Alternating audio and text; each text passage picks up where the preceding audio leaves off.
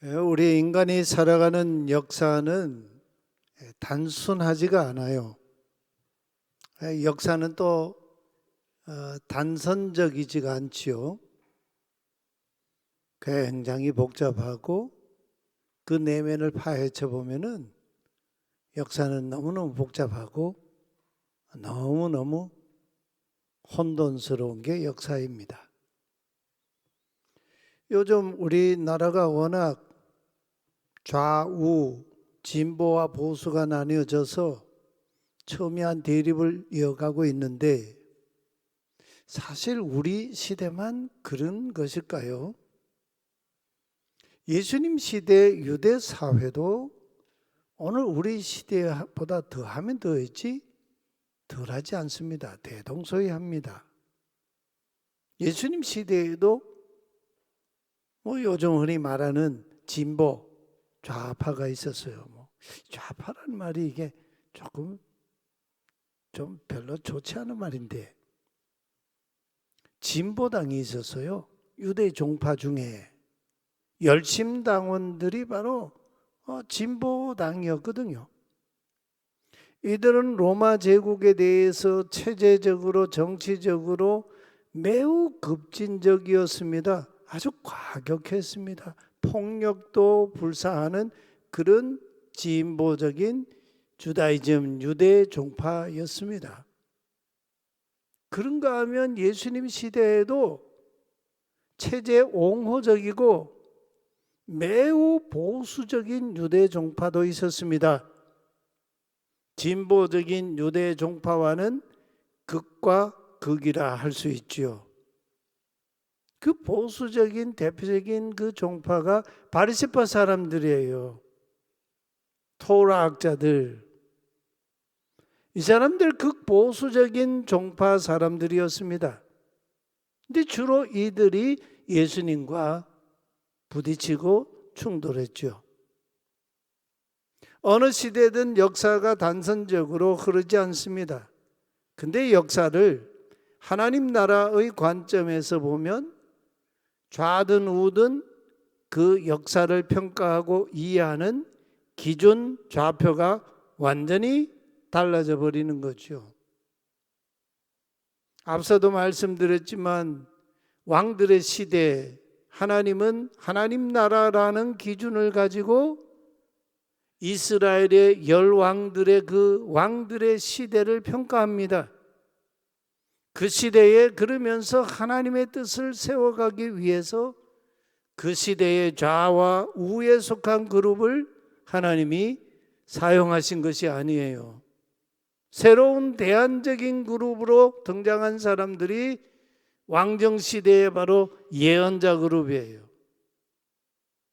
이 예언자 그룹이라고 하지만 사실은 하나님 입장에 서서 시대를 향해 예언하고 하늘의 소리를 듣고 땅의 소리를 듣고 하늘의 소리로 땅의 소리를 해석해 주는 사람, 그 사람이 예언자, 나비거든요. 근데 이런 예언자들이 활동했던 예언자들은 다수가 아니라 극히 소수였습니다. 근데 어느 시대든 예언자들이 많았어요.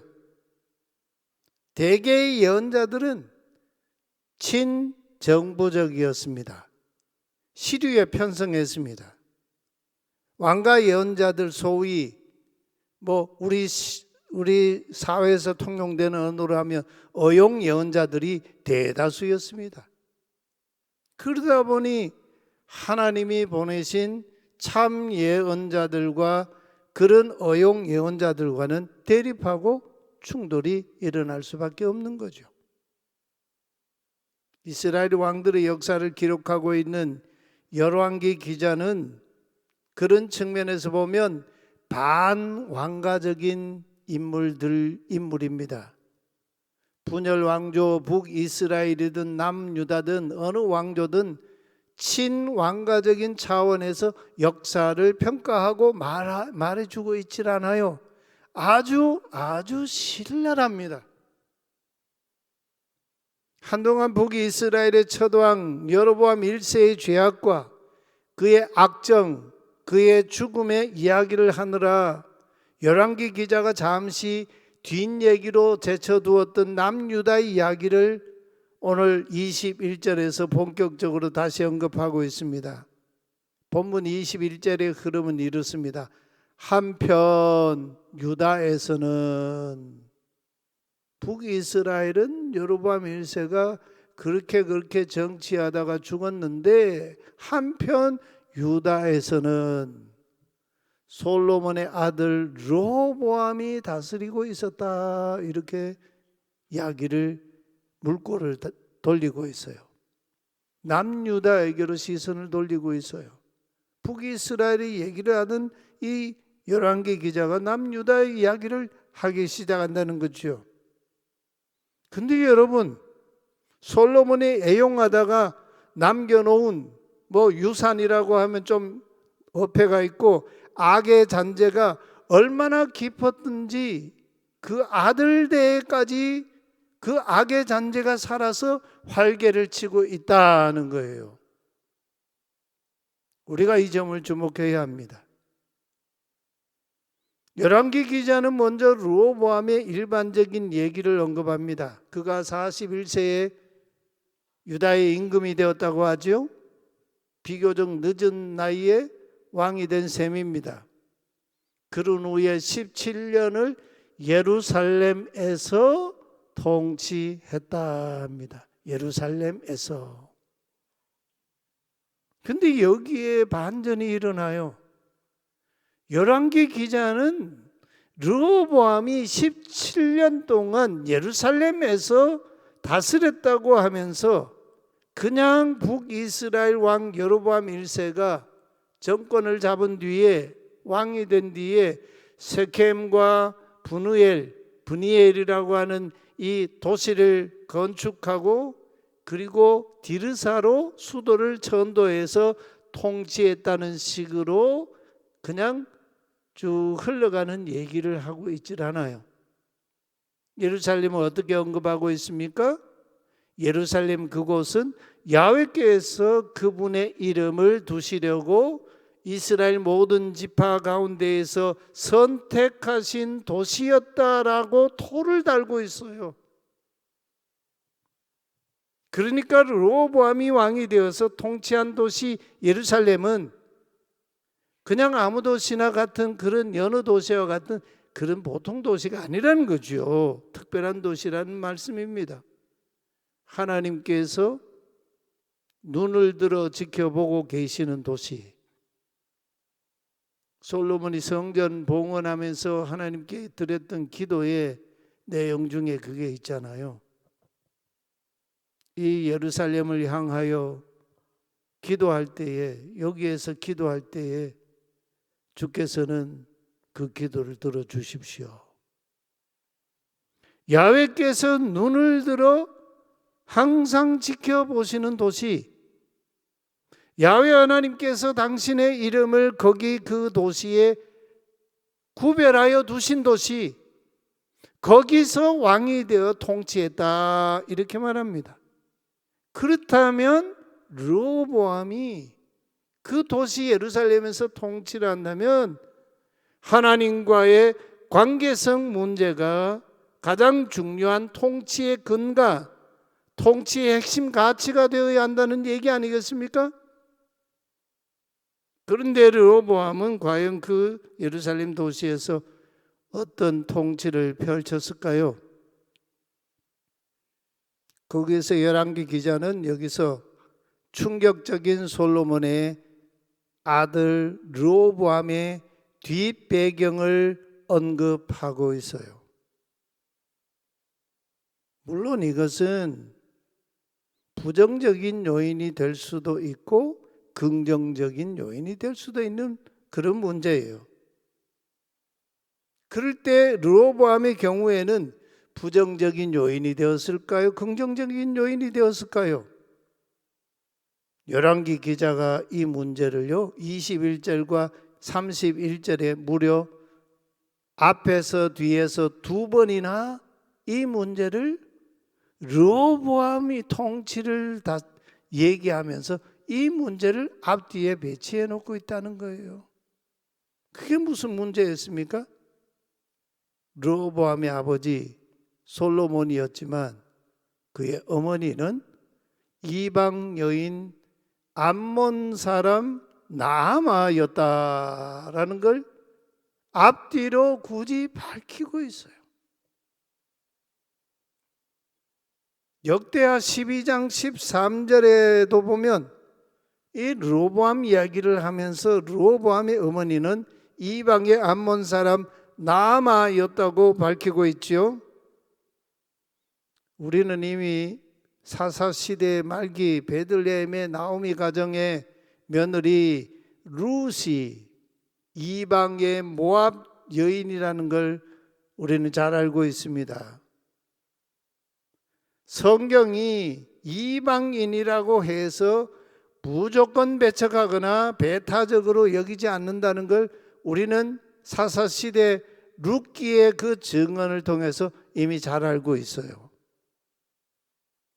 룻은 오히려 이스라엘 백성들이 그렇게 자랑스럽게 그리고 존경하는 조상 다윗의 조상이 된 여인이라는 걸 우리에게 증언해 주고 있지 않습니까? 다윗의 증조 할머니가 모압 여인 룻입니다.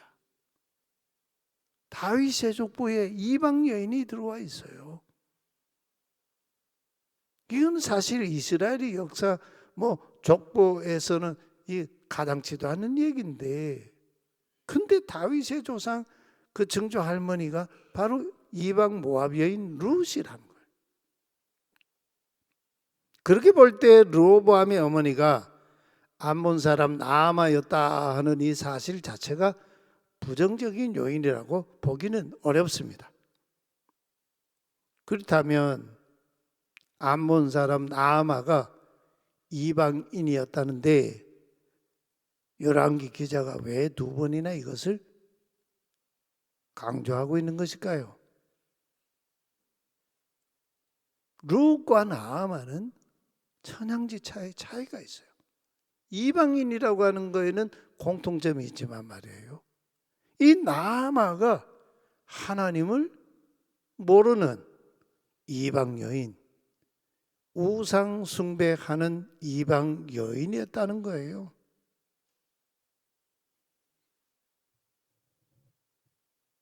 이는 솔로몬이 이방 여인 나아마, 암몬 사람 나아마를 자기의 왕비로 이렇게 아내로 삼았다 하는 여기서부터 문제가 되는 거죠. 우리가 창세기 족장의 이야기를 쭉 보면요, 창세기 22장에 하아케다라고 하는 아들을 결박하여 하나님께 번제로 드리는, 이삭 번제로 드리는 사건이 나옵니다. 그리고 23장에 가면 이삭의 어머니 사라가, 아브라함의 아내 사라가 127세에 죽어서 장례 지내는 이야기가 23장 한 장 전체에 걸쳐서 나와요. 그리고 24장에 가면 엄청 길어요, 내용이. 그 긴 내용이 뭐냐? 아브라함이 자기 아내 사라가 죽고 난 뒤에 아들, 약속의 아들인 이삭의 아내를 선택하는 이 이삭의 결혼 이야기가 24장 한 장 전체를 다 할애하고 있어요. 여러분, 창세기 50장 중에 24장의 내용은요 굉장히 분량이 길어요. 그 긴 분량의 얘기를 이삭 2대 족장 이삭의 아내가 되는 리브가를 만나서 결혼하는 얘기로 가득 채우고 있어요. 하나님 나라 가정 족장, 이 가정의 결혼이 그만큼 중요하다는 걸, 하나님 나라 역사의 그 이 기초라고 하는 걸 보여주고 있는 대목이에요. 근데 이 솔로몬은 어떻게 했습니까? 후궁과 아내 다 해가지고 1000명이나 됐어요. 이방 여인들 죄다 죄다 불러왔어요. 뭐 이집트부터 주변 나라의 이방 여인들 전부 다 불러왔어요.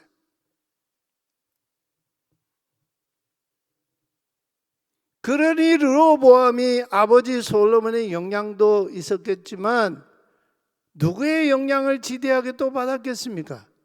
야훼 하나님을 알지 못하는 암몬 사람 어머니 나아마의 영향을 받았다는 것을 우리는 여기서 그냥 간과할 수가 없는 문제예요.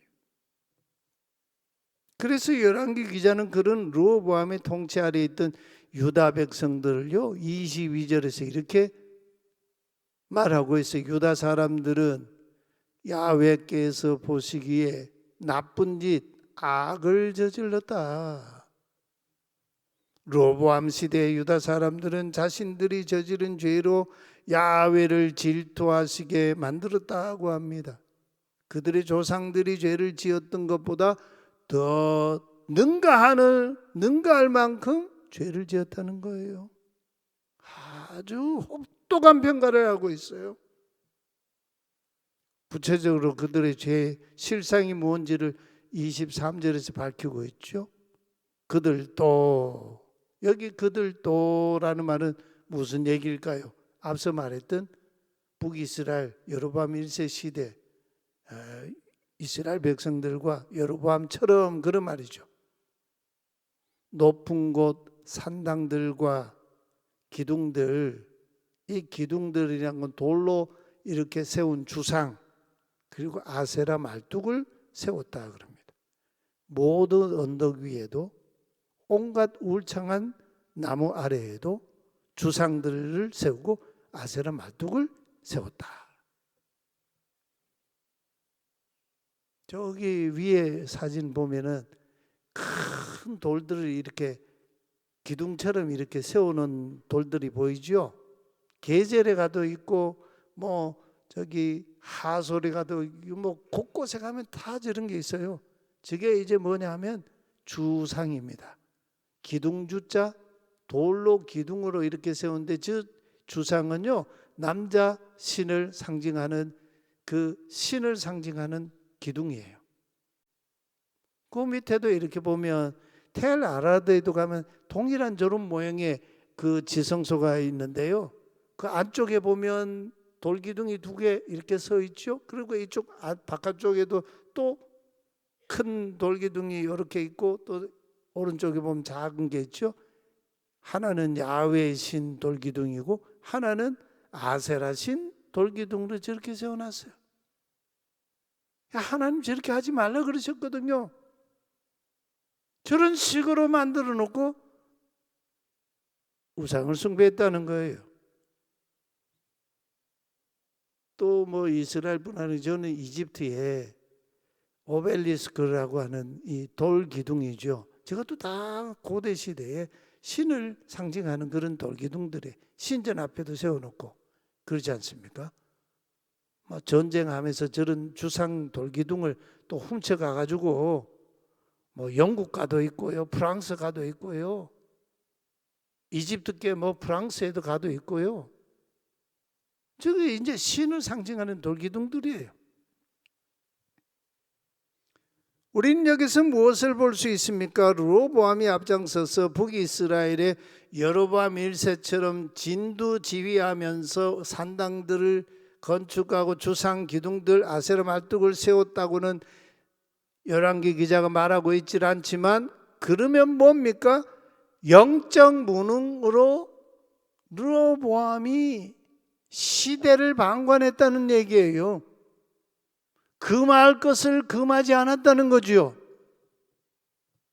하나님이 창조 세계에는 하나님이 허락하신 것이 있고 금한 것이 있거든요. 그 에덴 동산에도 그게 있었지 않습니까? 동산 중앙에 있는 선과 악을 알게 하는 나무의 실과는 너희가 절대로 먹지 말라, 먹으면 반드시 죽으리라 하셨어요. 그러니까 이 르호보암은요, 창세기 1장, 2장, 3장의 말씀을 모르는 사람이에요. 그는 유다 백성들이 마치 북왕국 이스라엘 백성들처럼 우상 숭배하고 범죄하는 것을 왕이 정책적으로 금지하고 또 산당들을 허물고 그런 것들을 하지 못하도록 막아내는 게 왕의 직무인데 그거를 그냥 방치해버린 거죠. 백성들이 자기 소견에 오른 대로 자기 눈에 하고 싶은 대로 하는 것을 그냥 그대로 버려뒀다는 거예요. 돌 우상 주상들을 세우고 아세라 목상들을 세우고 또 거기 24절에 보면요, 그냥 이 산당들 이런 산당들만 지은 게 아니고 북왕국에서도 없었던 산당에 신전 남창들이 활동을 하도록 그냥 내버려뒀습니다. 신전의 남창들이 활동하고, 그랬다면 동전의 양면처럼 그 신전에 창기 여창들도 있었다는 것 두말할 필요도 없지 않습니까? 이스라엘의 역사 자체가 그래요. 기가 찬 얘기 아닙니까 이게? 우상 숭배할 때, 우상을 예배할 때, 우상을 예배하러 온 남녀 백성들이, 남자는 신전 창기들과 행음하고 여성들은 신전 남창들과 행음을 하면서 우상을 예배했습니다.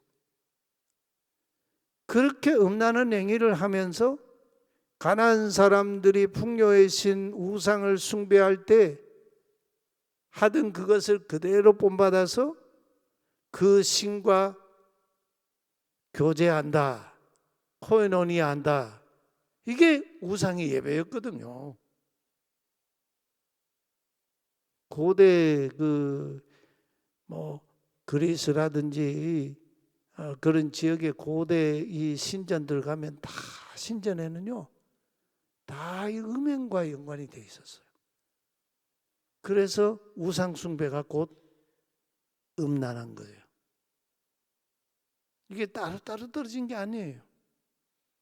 이런 죄악이 하나님께서 거룩한 이름을 두시려고 구별하신 그 도시 예루살렘 안에서 일어나고 있으니 어찌하겠습니까?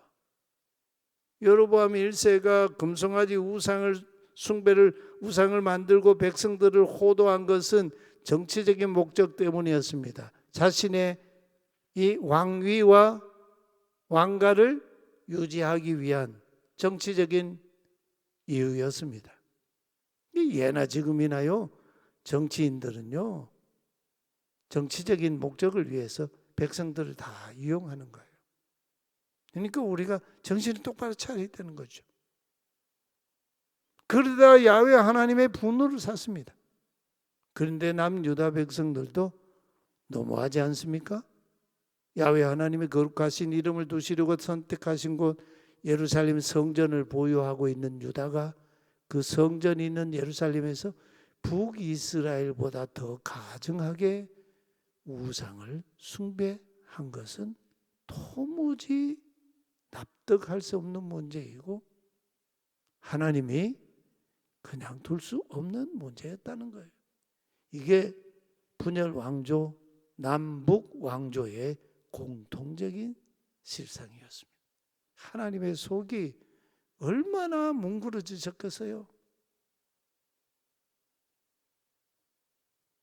그래도 하나님이요 수백 년을 참아주세요. 수백 년을 참아주신다고.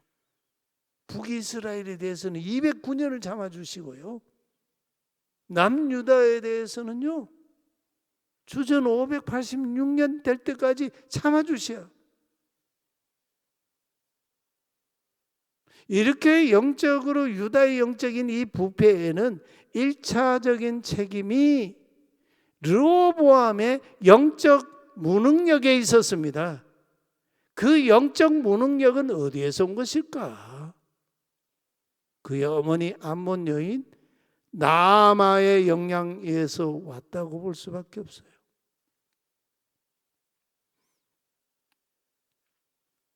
다윗의 신앙이 아버지 이새에게서부터 이렇게 영향을 받았다기보다는 다윗의 고백들을 보면요, 어머니로부터 받은 영향력이 훨씬 크다는 걸 알 수 있어요. 시편의 그 다윗의 노래들을 보면 어머니 모태에서부터 라는 표현도 있고, 어머니를 통해서 자기를 하나님의 사람으로 이렇게 훈련시켰다는 거죠. 이 우상숭배자, 어머니의 우상숭배를 뒤따르는 백성들에 대하여 르호보암은요 단호하지 못했습니다. 왜 그랬을까요? 자기 아내, 어머니에 관련된 문제이다 보니까. 오늘 정치인들도 보면 뭐 가족 문제가 그냥 뒤엉켜 가지고 나라를 그냥 엄청 시끄럽게 만들잖아요. 백성들을 엄하게 다스리지 못했습니다. 심지어 예루살렘에요 몸을 바치는 사람도 있었어요. 이 암몬 사람들의 그 신인 밀곰, 어떤 곳에서는 말감이라 이렇게 같은 이름인데 다른 표현을 쓰기도 해요. 또 몰렉이라는 이름으로도 쓰기도 하고 몰록이라고 하는 이름을 쓰기도 한데 다 암몬 사람들의 신 이름이에요. 근데 이 몰록 신에게 살아있는 사람을 몸을 바쳐서 희생제사하는 인신제사가 암몬 사람들에게 유행했는데, 이 암몬 사람 나아마 어머니의 영향으로 예루살렘에서 그런 일들이 벌어졌다는 거예요. 하나님께서 가나안 7부족을 내쫓으실 때에 가장 가증하게 여기셨던 죄악 중에 하나가 바로 인신제사 아닙니까? 우상에게. 이쯤 되면 하나님의 손이, 막대기가 등장하지 않을 수가 없지 않습니까? 깨닫게 하기 위해서. 근데 이 르호보암은요, 즉위 5년이 됐을 때, 17년을 다스렸는데 5년이 됐을 때 이미 나라가 나락으로 떨어지기 시작합니다. 이집트 왕 파라오 시삭이 예루살렘을 치러 올라왔습니다. 시삭은 예루살렘을 치러 와서 아버지 솔로몬 때부터 성전에 쌓아놓았던 은금 보물, 또 왕궁에 쌓았던 보물을 모두 다 그냥 빈 창고간을 만들어 다 들어갔습니다. 이스라엘의 역사를 정말 존 브라이트라고 하는 이 학자가요, 그 역사에 의하면은 이스라엘과 이집트 간에 우호적인 관계가 이렇게 있었는데, 솔로몬 왕 말기, 통치 말기 주전 935년에, 그러니까 르호보암 통치하기 약 6년 전에 우호 관계가 끝나버렸어요. 근데 그때 이집트 왕과 친 이집트 이 관계를 맺고 있던 예외적인 한 인물이 있었죠. 그 사람이 누구였어요? 북이스라엘의 초대 왕이었던 여로보암 1세예요.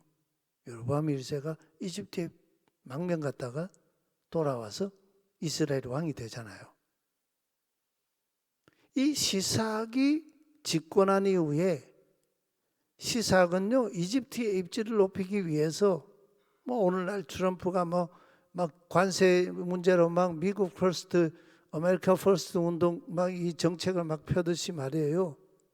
북이스라엘 여로보암 정권을 도우면서 남쪽의 유다의 솔로몬의 세력을 억누르는 정책을 폈습니다. 친북 억제 남유다 정책을 폈어요. 이런 이집트의 정책 때문에 남유다와 이스라엘 간에 시도 때도 없는 광범위한 전투가 벌어지고 전쟁이 벌어졌습니다. 시삭은 이스라엘과 유다에 속한 150여 개 지역의 성읍들에서 전투를 벌인 역사적인 기록을 남기고 있어요. 그러니까 나라가 엉망진창이 된 거죠. 이 시삭의 약탈은요, 저인만 거물로 바다에 물고기 씨를 말리듯이 왕을 시위할 때 쓰는 의전용 금방패까지도 다 빼앗아 갔습니다. 소위 말해서 너는 왕도 아니야 하는 그런 얘기죠. 얼마나 치욕스러운 얘기입니까? 솔로몬 시대에 찬란했던 영화가 르호보암 때에 와서 이미 막을 내려버리는 거예요. 그 대신에 노스로 방패를 만들어 왕을 모시고 의전을 하는 그런 사태가 벌어졌습니다. 솔로몬이 그렇게 부를 축적하고 쌓아놓았던 모든 금 아들 르호보암 때에 와서 다 탕진했습니다. 샬롬이 무너져 버렸습니다. 끊임없는 전쟁판이 됐습니다. 나라가요. 한 세대 만에 다윗 왕조는 마치 몰락한 왕조같이 됐습니다. 남유다가 한 세대 만에 금은 보화 모두 다 빼앗기고 빈털털이 이 사태가 된 그 뿌리에는 영적 타락, 영적 부패, 영적 무능력에 있었다는 거예요. 이게 열왕기 기자의 평가입니다. 한 세대 만에 다윗 왕이 이뤄놓고 솔로몬이 이룬 영화가 다 사라지고 말았습니다. 권력 무상이라는 말이 무색할 정도이죠. 근데 권력을 잡고 나면 그 권력이 뭐 천년 만년 갈 것 같다는 이 착각으로 뇌가 바뀌어버리잖아요. 그래가지고 권력에 그냥 취해가지고 사람이 생각도 바뀌고 가치도 바뀌고 행동도 바뀌고 그러니까 뭐 헌법도 위반하고 막 비상계엄 조치도 하고 막 이러는 사태도 벌어지는 거죠.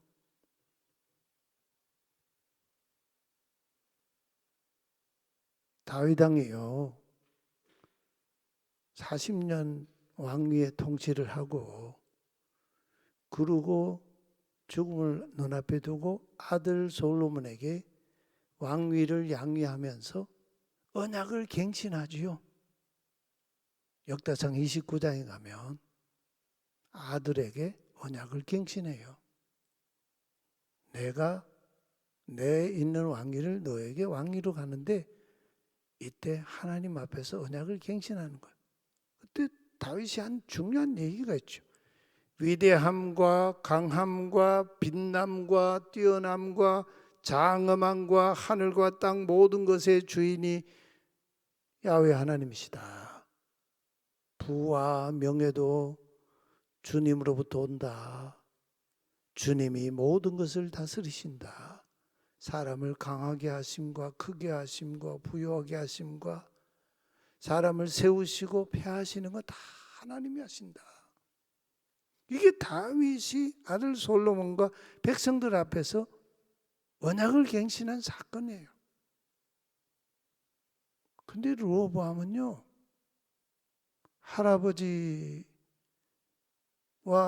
아버지가 갱신했던 그 언약, 솔로몬도 그거 어겨버렸으니까, 아버지 솔로몬이 먼저 어겼으니까 그 아들 르호보암도요, 말로가요, 쓸쓸하기 짝이 없어요. 열왕기 기자의 르호보암 평가를 우리 다 함께 한번 같이 봉독해 봅시다. 30절 31절입니다. 르호보암과 여로보암 사이에는 늘 전쟁이 있었다. 르호보암은 자기 조상들과 함께 누워 자기 조상들과 함께 다윗의 도시에 묻혔다. 그의 어머니 이름은 나아마이고 암몬 사람이었더라. 그의 아들 아비야가 그를 이어 왕이 되었다.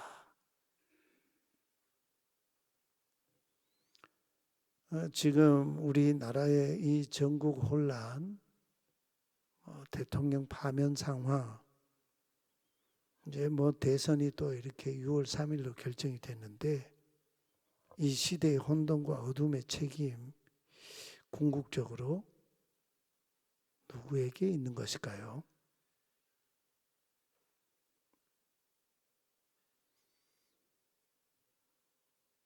아무래도 하나님을 잊어버린 오늘 우리들과 한국 교회의 궁극적인 책임이 있습니다.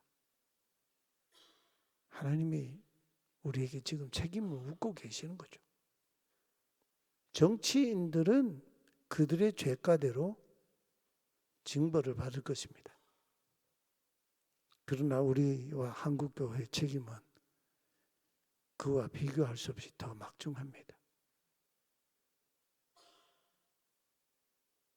우리가 이 시대 속에 이 땅의 소리를 들을 때 하나님의 소리를 듣고 이 땅의 소리를 하나님 나라 관점에서 해석하는 예언자적인 신앙과 삶을 회복하지 않으면 우리나라 미래의 희망이 어디에서 다시 솟아나겠습니까? 하나님께서 이 땅을 보시면서 얼마나 마음 아파하시겠습니까?